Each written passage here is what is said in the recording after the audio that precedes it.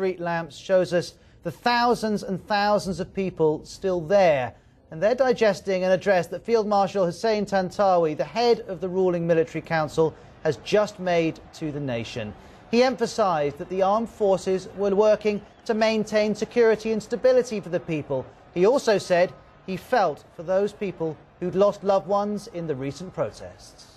We haven't opened one single bullet on the Egyptian citizen. The armed forces of Egypt believes deeply that it is part of the Egyptian people. Its mission is to defend the nation. We cannot allow anybody to stand in the path of the people. Our primary objective since the transitional period was to restore security and safety to the Egyptian street. You all remember what the situation was at the time. We provided every possible support to the Interior Ministry to improve its capability to oversee security within the law. Some people were not happy about the work of the Interior Ministry. What is certain is that its qualification is progressing despite attempts to break its work and its will. Now let's remember, the army assumed power when Hosni Mubarak stood down in February, and it promised to guide the country to democracy. It's the time that process is taking which is the sticking point here. Here's the BBC's John Lyne in Cairo. Dawn chorus, Cairo style. A morning mist of tear gas envelops the protesters. As the demonstrations build, the answer from Egypt's military rulers has just been more of the same. The police batter them with more tear gas and more shotgun fire. But the growing number of casualties being rushed back from the front line just enrages the protesters even further. There's a kind of relentlessness about this. The crowd rushing forward, they're then stampeding back. And the military's only answer is to beat them even harder. The more and more violent their response, the more Egyptian people they're aiming. This is the brutal way some demonstrators have been treated in Tahrir Square. It's just the most visible evidence of a human rights record now often worse than under Hosni Mubarak, according to Amnesty International. In a report today, they've highlighted the abuse of prisoners, silencing of dissent, and the extensive use of military tribunals. Field Marshal Mohammed Hussein Tantawi is head of the Supreme Council of the Armed Forces that now rules Egypt. He was President Mubarak's defence minister for 20 years, until he helped to oust his master in February. Even most of today's protesters, perhaps remarkably, did trust him back then. With 8 months we have nothing. We have no security, we have no jobs, we lose our wealth, we lose our millions, we lose our tourism, we lose everything. We made our revolution and then we have nothing from our army. I think they are betrayed us. This afternoon, huge numbers of Egyptians flooded into Tahrir Square.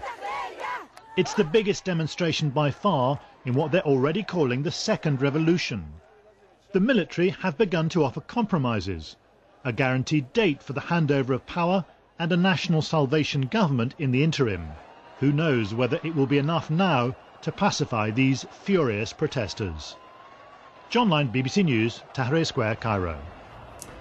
Well, His Grace Bishop Angaelos is the General Bishop of the Coptic Orthodox Church in Britain, and he joins me now in the studio. Thank you very much indeed for joining us. We're digesting what the Field Marshal had to say. Did it appear to be a satisfactory speech to you? Well, on the face of it, it seems satisfactory, although I think people have heard a lot being said over the past 10 months, and the actions don't always represent what the promises are. So I'm not sure if it's going to be enough to calm people down in the square. I'm not sure if it's going to be enough to satisfy people's calls. But what we really hope for is that there is a sincere transition towards a more democratic involvement in Egypt that really does allow every individual and every citizen to live. But isn't it a reasonable point that the army is making, that if they just handed it over tomorrow, that would jeopardise the security and stability that Egypt's economy desperately needs? Oh, absolutely. I agree completely. I think that was my concern ever since January. Well, it was a wonderful ideological idea. There was no real strategy of who to hand over to. And so the army became the de facto trustees of the state, because there was no alternative to the president. And now there would be no alternative to the army. But I think there needs to be a clear vision as to, with this salvation body that they're talking about, if it actually does happen, what it's going to do, and how it can entrust the process to a democratic resolution. And of course, if that body were to come in, it would be on the back of a referendum. That was one of his suggestions. Let's have a referendum to see if we should hand over straight away. But that would take some organising, wouldn't it? Well, I think if we're saying that handing over straight away is not an option, then what's the point of the referendum? And if we're saying that we can hand over, then let's start doing it. So I think there's just a lack of clarity at the moment as to what is intended. And I think all of these people in the square really just want real answers. Now the problem is, if you look at the square today and you look at it in January, we've got almost a substitution of the name of Mubarak to the name of Tantawi.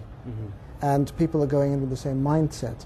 But I think it's much more critical now, because at the time of Mubarak, the army was there as a safety net.